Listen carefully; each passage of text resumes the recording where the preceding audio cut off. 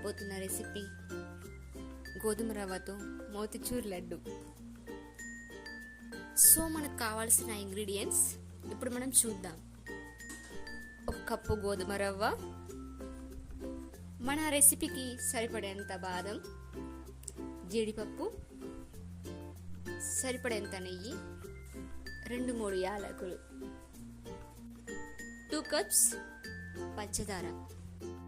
ముందుగా మనం ప్రిపేర్ చేసుకోవడానికి first of all stove on చేసుకొని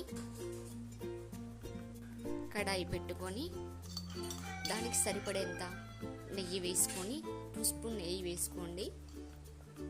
మనకు కావాల్సినంత గోధుమ రవ్వను తీసుకొని కడాయిలో వేయండి. వేసుకుందాం.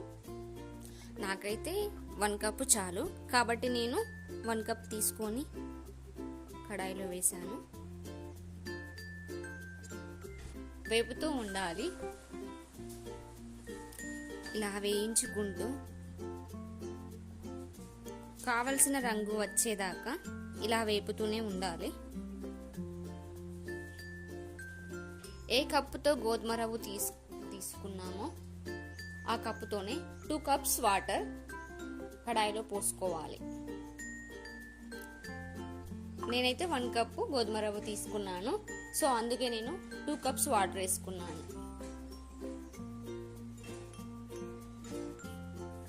ఇలా మిక్స్ చేసుకున్న తర్వాత 2 కప్స్ షుగర్ వేయాలి. వేసుకొని బాగా కలుపుతూనే ఉండాలి. షుగర్ కరిగిపోయాక బాగా మిక్స్ అయ్యాక 1 స్పూన్ ఫుడ్ కలర్ వేసుకుందాం.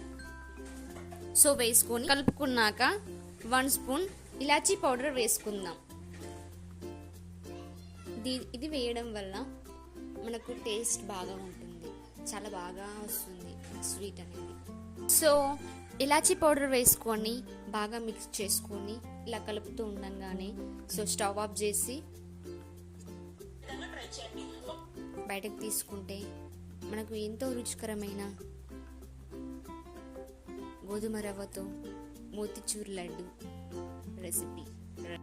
చల్లారిపోయాక మన లడ్డుల మాదిరిగా చుట్టుకోవాలి.